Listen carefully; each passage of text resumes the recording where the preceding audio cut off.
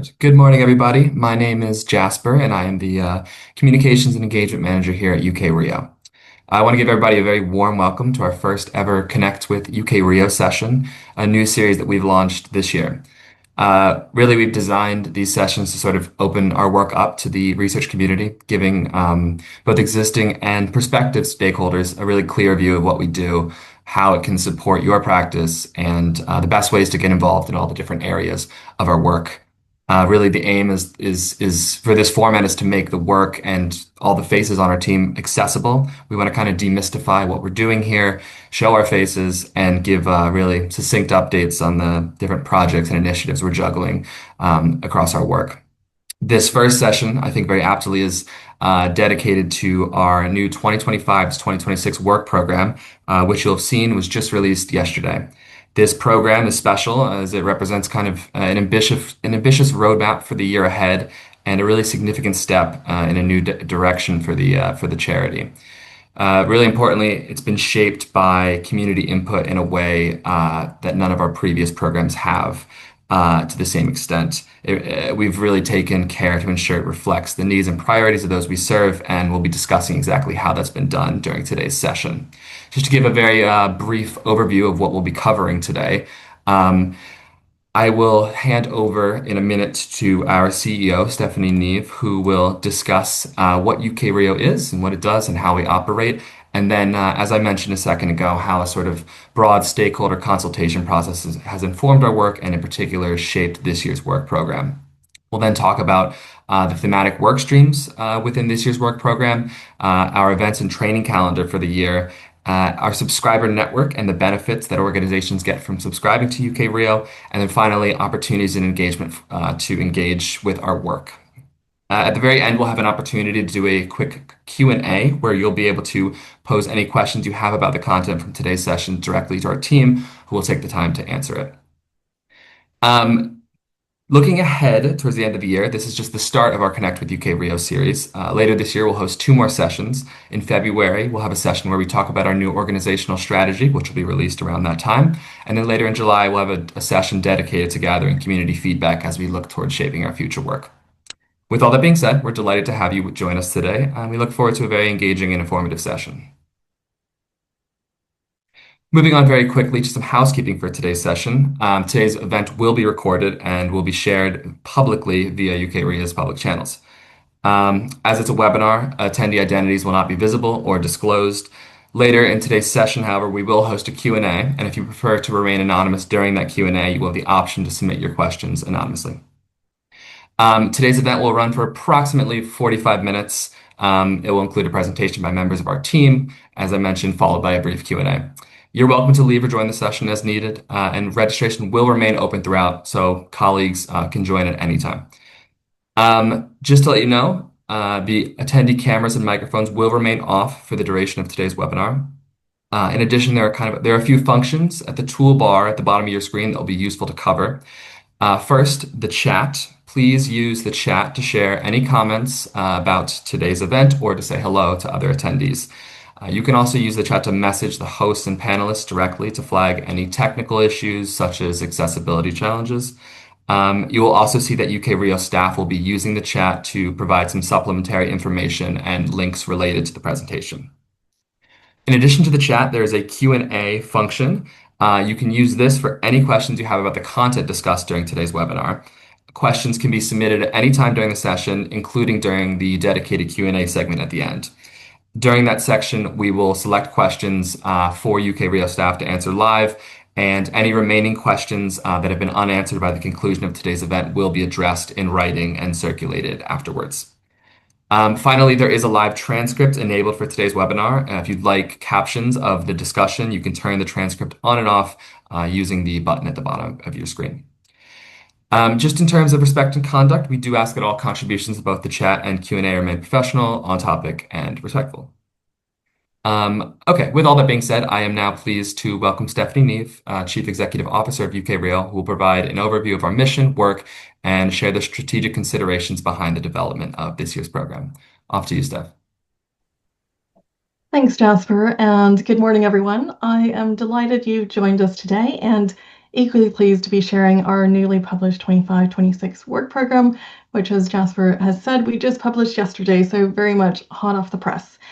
The program reflects months of consultation and engagement, and I want to begin by sincerely thanking everyone here who inputted through our stakeholder survey and other feedback channels. Your insights have been really invaluable to the process. But before I dive into the key themes that shaped our program, I'd like to take a moment, especially for those who may be new to UKRIO or could use a quick refresher, to just briefly introduce who we are and what we do. So UKRIO is an independent charity. We were established in 2006 with a clear mission to support the research community in producing work of the highest integrity, quality, and efficacy. And we do this by operating across multiple levels. So at the individual level, we provide researchers and practitioners with accessible practical advice and guidance. At the organizational level, we help foster collaboration and the sharing of good practice across institutions and sectors. And at the systems level, we act as a thought leader, so really helping to shape national and international conversations about research integrity. One of our core services, and one we've provided since our inception in 2006, is our confidential advisory service. So each year we respond to a wide range of inquiries, ranging from data fabrication to authorship disputes and research governance issues. And from your feedback, we know that this service is often a lifeline, both for individuals facing difficult situations and for organizations seeking expert independent guidance. But the value of that service goes well beyond individual cases. The nature and volume of the inquiries we receive give us unique intelligence and insight into the emerging trends and recurring challenges across the sector. And we use that to then inform our broader work, ensuring it's grounded in reality and experience, and also to shape the conversations we have at the systems level on strategies to address these structurally. Alongside this advisory service, we regularly publish information and guidance on research integrity topics, as well as practical tools such as templates, checklists, and model procedures for a range of audiences from early career researchers through to senior leaders.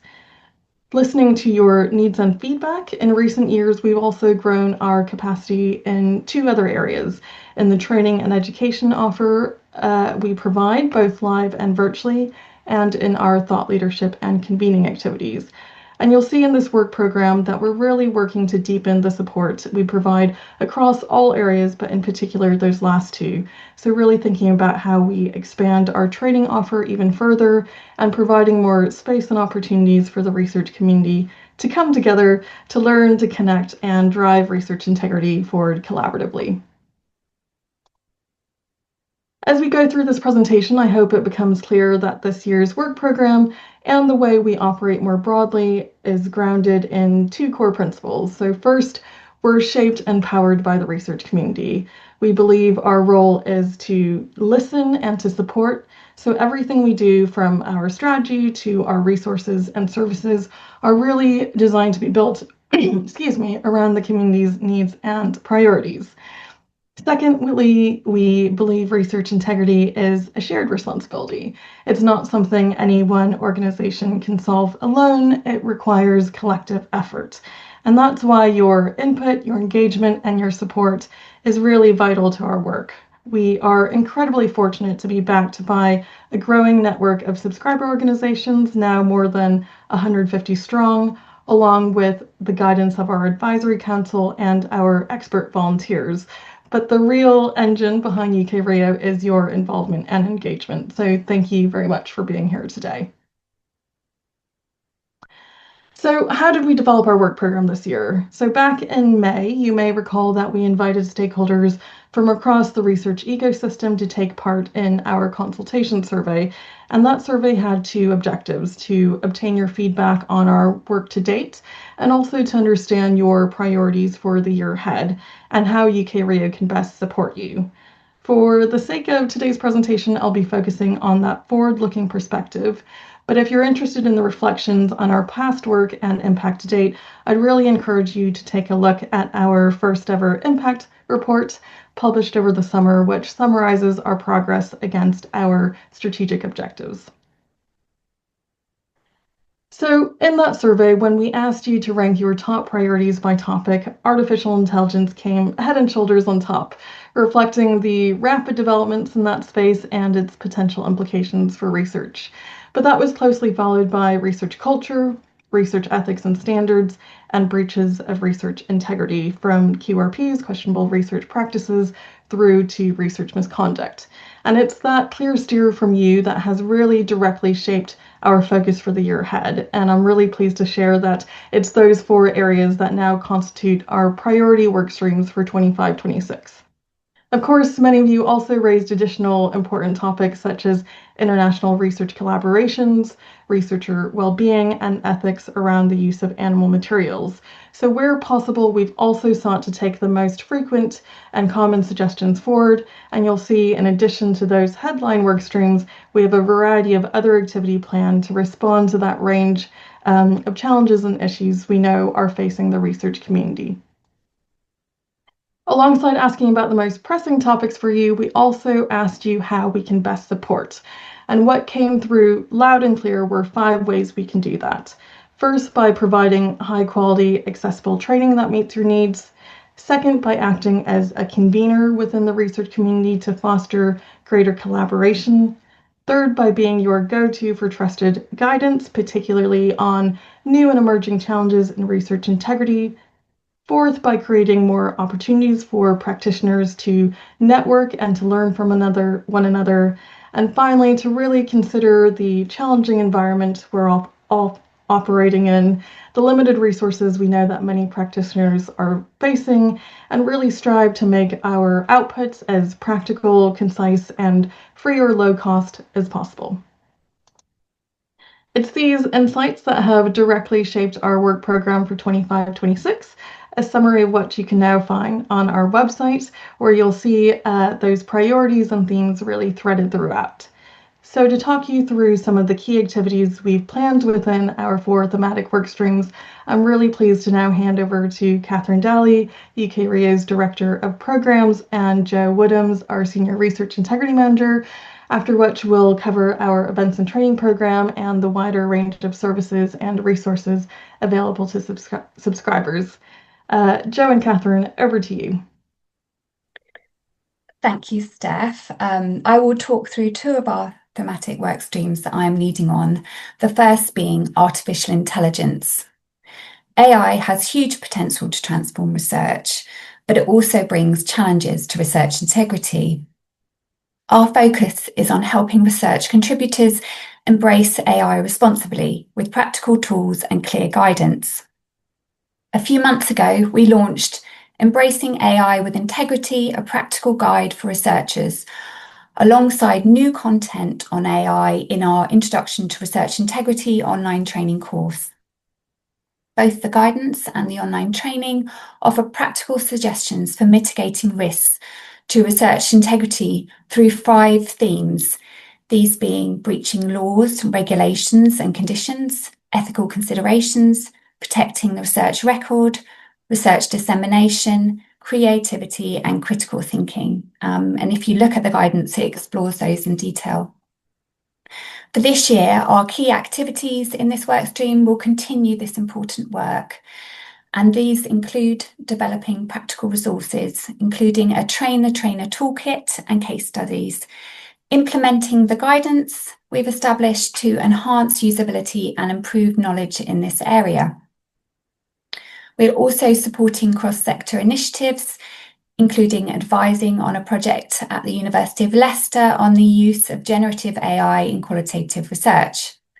We'll be hosting a roundtable with organisations, publishers and funders to explore roles and responsibilities in ensuring integrity in AI use. And we'll also be creating a live central resource page to keep the community up to date with key reports, guidance and example of good practice, all in one central location. The second thematic work stream is on research culture. A positive research culture is widely recognised to be essential to strengthen research integrity. This was strongly reinforced by a report commissioned by the UK Committee on Research Integrity and co-developed by us and the UK Reproducibility Network, UKRN, and the Science Policy Research Unit at the University of Sussex, and we entitled this Enablers and Inhibitors to Research Integrity.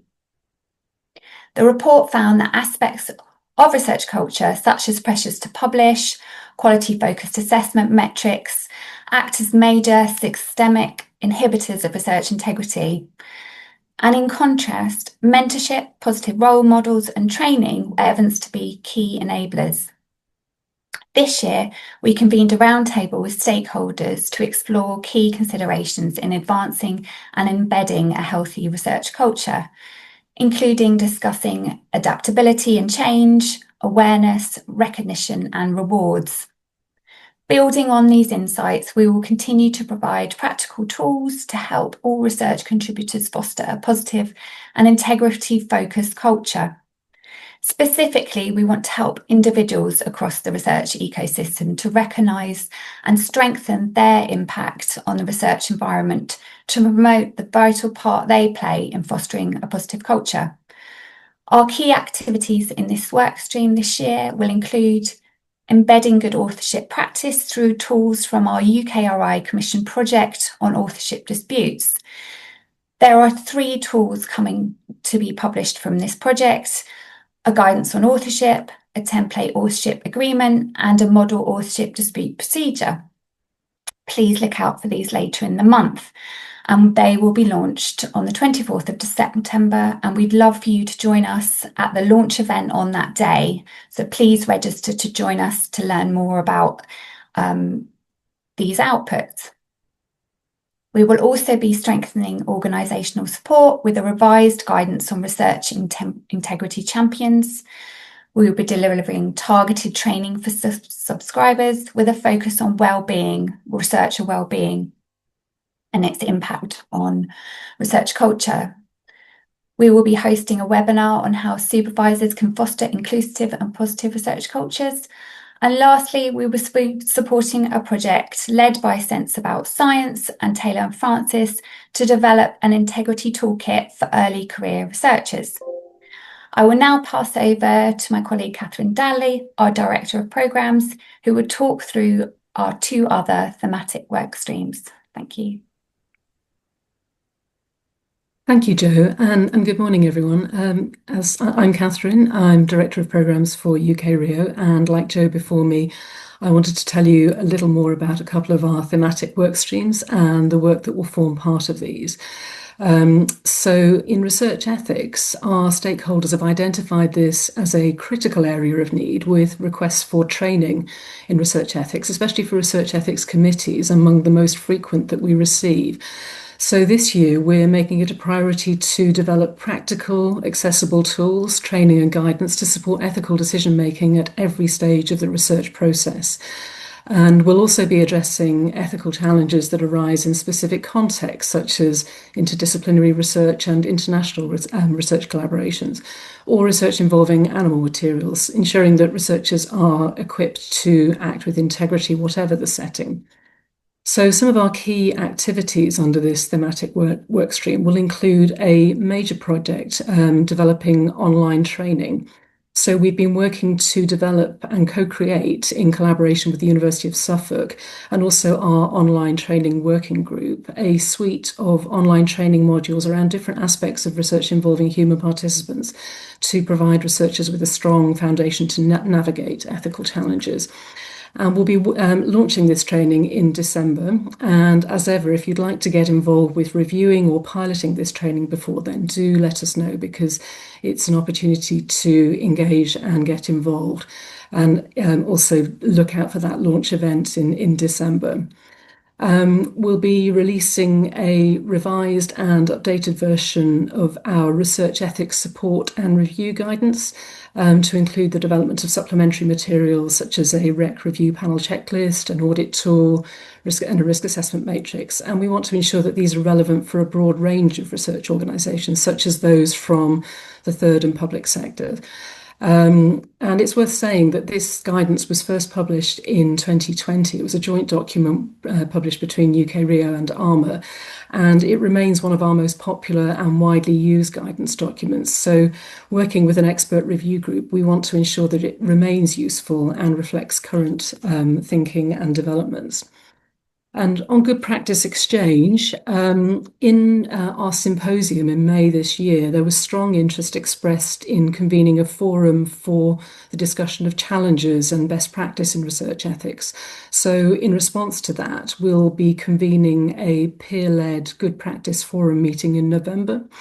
For subscribers, particularly those who are members of or who support research ethics committees, to discuss challenges and share experiences and approaches. So again, look out for that. And we will be hosting a roundtable discussion on ethical considerations in international and interdisciplinary research collaborations. And we'll also be hosting a webinar presenting an ethical framework for the use of animal materials. The next slide, thank you. So moving on, breaches in research integrity is another of our thematic work streams. And we know that breaches, which range from honest mistakes through to deliberate research misconduct, remain a major concern for research contributors. And we continue to receive and respond to many queries about these through our inquiry service. And our 2024 report, Barriers to Investigating and Reporting Research Misconduct, identify key areas of work for UKRIO to action. So this year, our work will focus on supporting research organisations to adopt effective, consistent and transparent approaches to preventing and investigating breaches. So again, some of the key activities under this thematic work stream will include developing practical tools. So we're looking to pilot a trainer-trainer toolkit with case studies to train and support those responsible for investigating alleged breaches of research integrity. So again, if you'd like to be involved with that pilot, do let us know. We're currently reviewing and updating the UKRIO procedure for the investigation of misconduct in research, and we'll also be publishing a new, abridged, a shortened universal procedure for investigating breaches of research integrity. And these have been designed as step-by-step manuals and templates for research organisations to use or adapt as they see fit.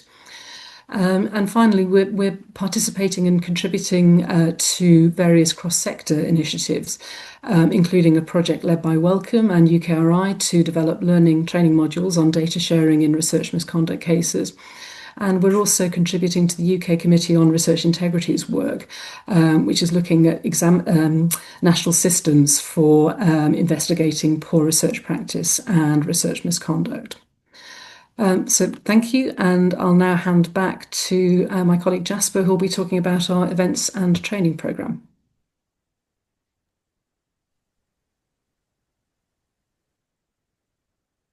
Thank you very much for that, Kathryn. Now to move us on to our events and training calendar for the year. As part of our 2025 to 2026 work program, we're delighted to share a full calendar of all the events and training opportunities for the year ahead. As many of you will know, our events and training have been one of the most important and I think anticipated ways for UKRIO to sort of translate its mission into practice.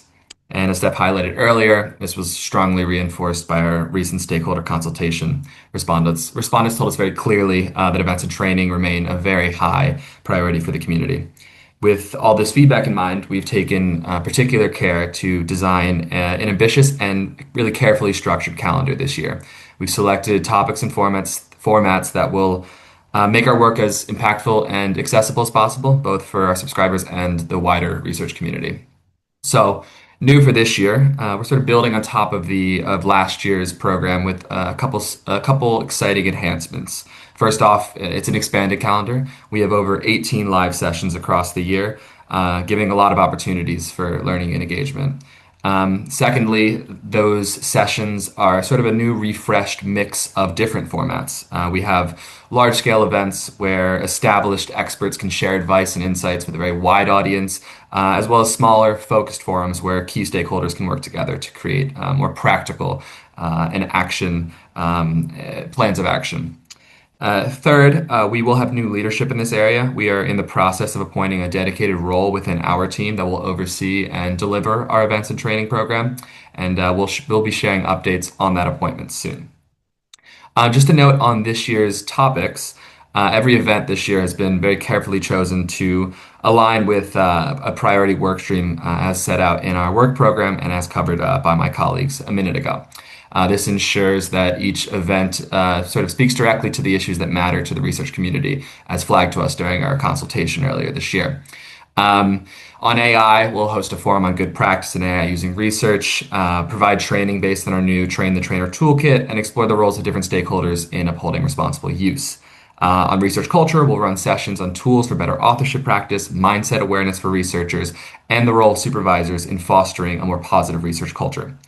On ethics, we'll cover guidance on the use of animal materials in research, good practice for research ethics committees, and the ethical challenges of international and interdisciplinary collaboration. And finally, on breaches of integrity, we will address issues such as whistleblowing, responding to allegations of misconduct, and managing challenges like non-genuine participants in online research. Very importantly, the entire program has been designed to complement UKRIO's existing outputs and tools. This allows participants to not only learn about good practice, but also make the most of our guidance, frameworks, and resources. Our goal being to provide practical insights and really actionable knowledge that can directly improve research practice directly within your work and within organizations. So now we can take a closer look at the different event and training formats you'll encounter across our calendar this year. First off, there are some familiar formats that many of you will recognize from previous years. We have our expert webinars. These are public presentations led by expert voices from across the research community on key topics in research integrity. They are probably our most popular and widely accessed format. Each session runs for about an hour, and we'll be including about 5 of them across this year's calendar. Next, we have our training webinars. These are live training sessions open to UKRIO subscribers. They're designed to support professional growth and help attendees build new skills that will improve their practice and help them contribute to a stronger research culture. These sessions also run for an hour, and we'll be hosting 4 of them across the year. Next, we have our annual symposium. This is our flagship conference on research integrity that we hold in the spring. It provides a very large forum for subscribers to hear from leading voices in the field about key challenges and sector developments. They typically include a keynote speaker. Last year, we were delighted to welcome Chia Unwura, MP, chair of the Science and Technology Committee, as well as host a mix of interactive peer-led sessions. More details on this year's conference will be released in the coming months. So, alongside these familiar sessions, we've introduced some exciting new elements and some key changes to other ones. First off, today we have our Connects with UKRIO series. This is a brand new format. And as mentioned earlier, the aim is to give you a kind of behind-the-scenes access to our team, direct insights into the work we're doing in planning, and clear opportunities to get involved. We'll be holding 2 more of these across the sessions later in the year, as mentioned earlier. Next, we have our roundtables. Some of you may remember our subscriber roundtables from last year. These are smaller sessions which allowed subscribers to come together and discuss difficult issues in the integrity landscape with reports circulated afterwards. This year, we've evolved the format a little bit. Our roundtables will now draw on perspectives from across a broader range of stakeholders and sectors, and crucially, they'll be open to both subscribers and to invited participants. Importantly, they will also be a little more action-focused, structured to produce more tangible, community-driven recommendations and practical plans of action. 2 of these sessions will take place later this year. Finally, we have our good practice forums. Last year, this format featured in our symposium, and for this year, we're going to embed it into our regular calendar for subscribers. These will be smaller sessions led by delegates from within the research community, providing a trusted and private space to discuss challenges, share examples of good practice, and exchange ideas and tips. We'll be hosting 3 of these forums across the year. So, all told, this collection of formats offers a really diverse and dynamic program. It gives the research community multiple ways to engage with their work, contribute to conversations, and strengthen integrity in their practice. Now, a quick look at the events we're hosting across the first half of the year. Following today's event, we'll begin with 2 expert webinars. The first will launch a new collection of tools designed to support research stakeholders in adopting and upholding good authorship practice, as mentioned by my colleague Joe. And the second will focus on guidance for addressing non-genuine participants in online research, work currently being developed by the University of Nottingham, which UKRIO is proud to support. These will be followed by subscriber training on mindset awareness and its connection to research culture, and then by a good practice forum focused on the work of research ethics committees. Moving into the start of 2026, we will host another expert webinar, this time on a new ethical framework for obtaining materials from sentient animals. This framework was developed by the cross-sector Animal Materials Working Group, which UKRIO contributed to. As mentioned earlier, February will also feature the next session in our Connect with UKRIO series, where we will launch our new organizational strategy. Following that, subscribers can look forward to another good practice forum, this one dedicated to the use of AI in research. Now, just a quick word on registration for these events. As you may have noted in the work program, registration for all these events is now open, and the links can be accessed via the program. This document also includes the calendar and registration details for all other events scheduled for the second half of the year. A few things to note about registration. First, the majority of event pages currently only contain a brief overview of the topic and focus for every event and training opportunity. These pages will be updated in the coming weeks and months with fuller descriptions, clear learning outcomes, and, where relevant, details for guest speakers and contributors and instructions for participants. We've opted to open the registration early so that the community has a chance to secure their place and get their foot in the door, so to speak. Any significant changes made to the event listing will be communicated directly to those already registered. Second, please note that while listings for subscriber-only events are publicly visible, registration is restricted. You will only be able to register if you have an email address associated with the UKRIO subscriber organization. If you are a part of a subscriber organization and you do encounter some issues with registering, please contact us and we'll be happy to help. Third, our roundtables, as mentioned, are a bit of a special format in that they combine direct invitations with subscriber access. With that in mind, registration links for these events are not yet open, but more information will be shared in the coming months. And the same applies to this year's symposium. Registration details will be released in due course. Finally, I just want to note that we now have a dedicated email address for any questions or queries relating to our events. Please don't hesitate to get in touch with us at events@ukrio.org. I am now pleased to give the floor to Pippa Day, UKRIO's Director of Business Development and Operations, who will share some exciting updates on UKRIO's subscriber network and some details on how we are deepening our support for subscribers this year. Off to you, Pippa. Thanks so much, Jasper, and good morning to everyone that's joined us for this webinar.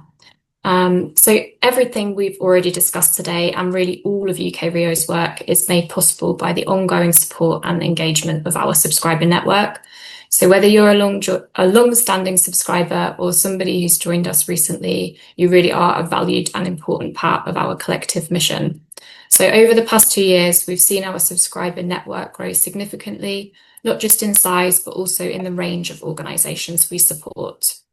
And as you'll see from the graph that's on screen, today we are supporting a network of more than 150 organisations. And this network spans universities, independent research institutes, government bodies, charities, VSEs, health determinant research centres, communities of practice, learning societies, and many, many more. So in return for their contributions to our work, subscribers receive direct, tailored and sustained support that extend beyond the services we offer to the public. We've already touched on many of these benefits throughout the presentation, peppered throughout the priority work streams and our events and training programme.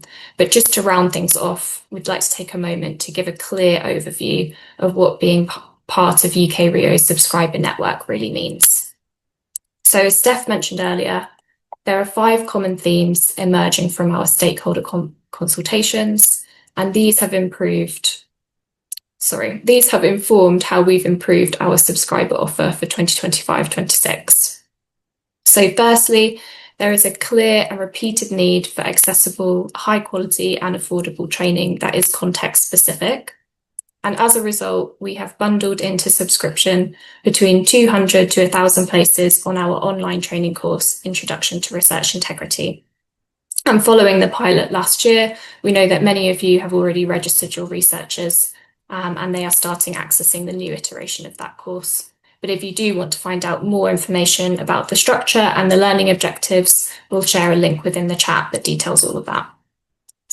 And as Kathryn noted earlier, we're also due to launch a new module Introduction to Research Ethics towards the end of this year. And our intention is to include a limited number of places per subscription in this course. And in addition to our online training courses, we offer a range of taught training and events that our subscribers can access throughout the year. And as a non-for-profit, we are genuinely committed to providing these opportunities in the most cost-effective way we can. Secondly, we recognise and hear often that organisations need practical, confidential and impartial support to implement the Concordat. And whilst our advisory service is free and openly accessible to all, we offer subscribers more in-depth support, such as expert policy reviews, hands-on guidance, support for engaging senior leaders, tailored advice on specific research practice. And this support is underpinned by the collective expertise of our expert community, whose specialist knowledge ranges from publication ethics to ethical review, research security, and much, much more. And importantly, our charity is also there to support when things don't go as planned, providing impartial, confidential advice on the investigation and handling of potential breaches in research integrity. Another area high on the priority list for research stakeholders is the ability to talk to their peers and, let's face it, sometimes just vent about the challenges that are ongoing, be realistic about what's working, have a safe space to troubleshoot, celebrate the successes and small wins. And we provide plenty of opportunities for this throughout the year in both formal and informal settings. And the recent expansion of our broader and more varied subscriber network brings many benefits, including opening up opportunities for more peer-to-peer collaboration across a range of organisations. Appreciating that budgets and capacity are increasingly stretched, we provide a back catalogue of information, advice and guidance that's tried and tested by the research sector, and that includes helpful tools, checklists, self-assessments that are designed for easy adoption and adaptation to your specific contexts. So kind of to conclude, we believe it's this long-term and embedded support that is really essential to maintaining good research practice and preventing breaches. And it's not to be underestimated that as priorities swing from artificial intelligence to commercial outcomes and as political agendas shift and pressures on the research sector continue to intensify, we are here as that steady presence. And in a very unpredictable landscape, we offer confidential, impartial support, and we aim to be capacity building and cost effective as a shared resource for the sector.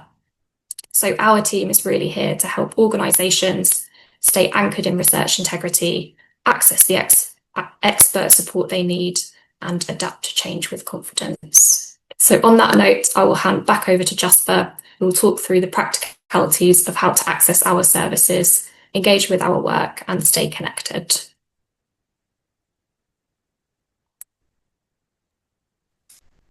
Thank you very much for that, Pippa. I know we've covered a very wide range of services, activities, and initiatives during today's session. So before we close, I want to take a moment to boil things down and highlight some of the most effective ways you can engage with our work. As you'll have seen, we tailor what we do to support a very diverse community, including individuals, organizations, different sectors, roles, and disciplines. So some of the key ways you can get directly involved depending on the needs of your work. First and foremost, as mentioned by Pippa, you could become a subscriber. As outlined, subscribing gives your organization access to a really wide suite of services and support, and also connects you with the community actively committed to strengthening research integrity. You can also connect with us about projects and collaborations. We're always keen to be part of new and innovative initiatives that advance research integrity. So if you have a project in mind, we'd be delighted to hear from you. And if you're an individual looking to volunteer, there are plenty of ways to contribute, whether through our advisory service, reviewing materials, piloting new training, speaking at our webinars, or supporting specific projects. You can also explore our resources hub. This is a very large and comprehensive library of practical tools, guidance, and frameworks, and it's designed to help both individuals and organizations strengthen their practice and embed integrity into their day-to-day research. You can also utilize our training services. Beyond our events calendar, we offer tailored training to build knowledge and skills directly within research teams. You can register for upcoming events. As we've shared today, our events cover a really wide range of formats and topics, so they provide a diverse set of opportunities to learn, exchange ideas, and stay ahead of emerging integrity challenges. You can join our expert community. If you have specialist knowledge in any area of research integrity, consider getting involved in our network of experts who help shape and deliver our work. And in terms of staying connected with our work, I advise you sign up for our monthly newsletter. This is probably the best way to receive regular updates on new guidance, events, and opportunities. You can also follow us on LinkedIn. This is where we share news, thought leadership, and sector developments in real time. And you can also visit our news page on our website where we provide regular updates and announcements. So this is always a reliable place to check in. Finally, I wanted to emphasize that UKRIO maintains an open door to the research community. We always welcome queries of any kind, whether you're looking for support, advice, or simply just want to learn more about what we do. You can find contact details on our website or reach us directly at info@ukrio.org. Okay, with all that being said, I want to bring us to the final piece of today's event, which is our dedicated Q&A session. I see we have a couple questions in the chat already. I do want to give everybody else in today's meeting just a pause to get their questions in if they would like to contribute. And after about 60 seconds, we will pick up the questions and bring them to UKRIO team.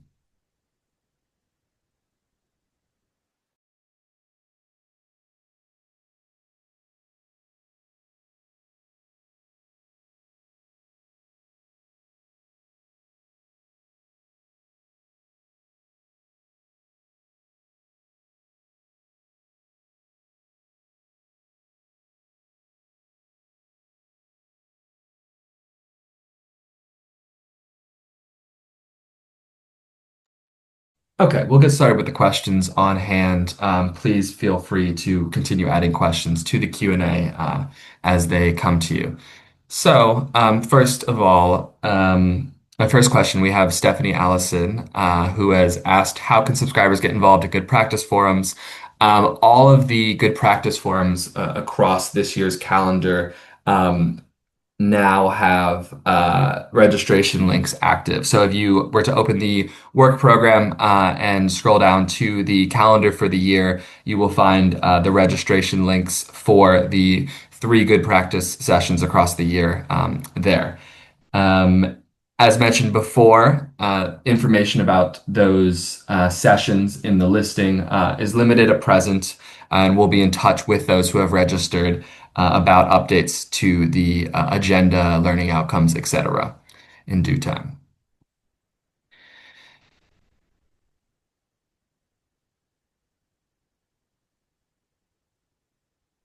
We have another question that is asked, if I have received an invite via my institution, do I need to subscribe as an individual?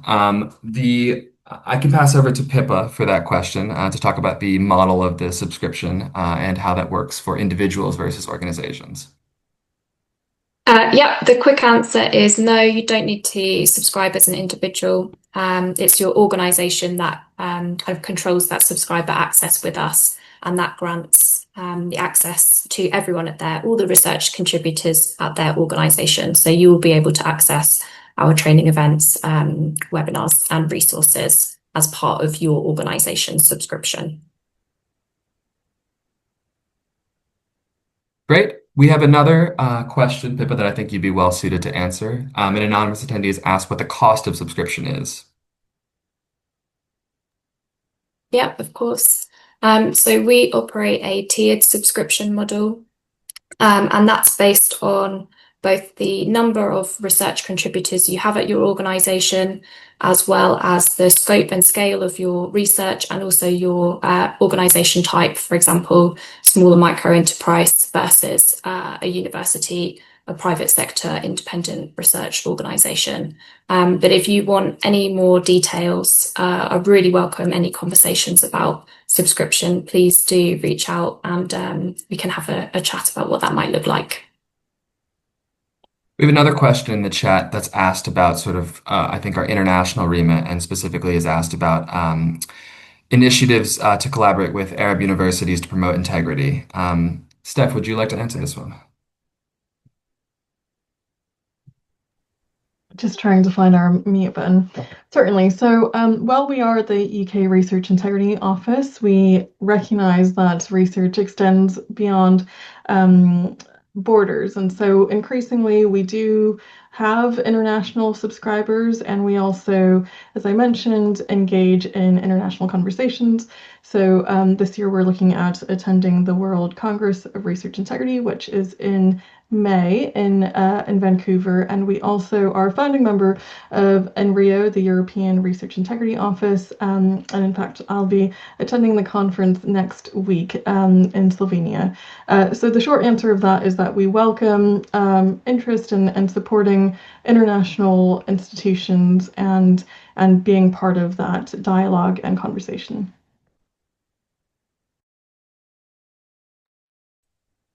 Great. We have a question from Rachel about how much of our training program is available to non-subscribers. Joe or Kathryn, would you like to take this one?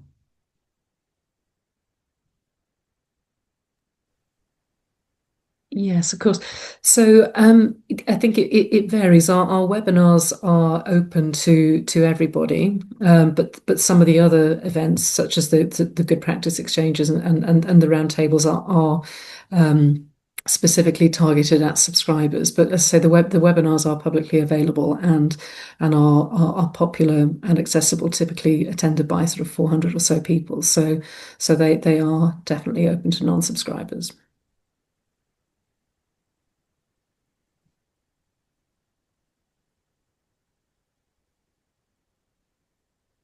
Great. Okay, we have one final question, which is more of a comment, but I would invite anyone from our team to offer some insight into it. Julie has mentioned that she welcomes what we're saying about offering practical solutions in line with limited resources at some universities. So, Steph, if you'd like to say anything about sort of the resource constraints that we know a lot of our AGI stakeholders are facing, I think that'd be welcome. Yeah, as I mentioned, a really strong theme that came out of our consultation was the challenges that research integrity practitioners and researchers are increasingly facing. And so that's been really core to the development of our work program. And we're really thinking about how we can respond and how we can support on many different levels. So as I mentioned, individual level all the way up to the organizational and the systems level, and ensure that the outputs are really practical, and as much as we can make them either free or low cost. So we're certainly very well aware of those challenges, and I hope you agree that we're really rising to the occasion to really support the research community in that regard. But again, and as always, very, very keen and happy to hear feedback and suggestions. All right, that looks to be all of the questions in the chat. And given that it is now 10:51, I think we can go ahead and close the Q&A session. So I would just like to thank everyone who shared questions and thoughts with us today. Hope you found the answers helpful. If you have any other questions about content in the work program or discussed during today's meeting, please shoot us an email and we'd be happy to follow up with a written response. And as we close, I would like to just more broadly thank everyone for being a part of our very first Connect with UKRIO session. We hope it's given you a very clear view of our priorities for the upcoming year and practical ways that you can participate in and engage with that work. So, a note on next steps. After today's session, you'll receive a follow-up email that includes all the sort of links and resources mentioned during the presentation, along with a link to fill out a short feedback survey about today's event. And as a new event format, we'd really appreciate your thoughts. Later this week, we will circulate a video recording of today's session, as well as any responses to new Q&A questions that come in. We encourage you to circulate that video as well as the work program with colleagues who may have missed today's session so that they can explore how our work might support them. And as mentioned, looking ahead, we have another UKRIO Connect with UKRIO session in February, where we'll be unveiling sort of the next step in this direction our charity is taking with our new organizational strategy. We hope to see many of you there. Until then, thank you once again for your time and your commitment to strengthening research integrity. We wish you a very productive rest of your day. Thank you.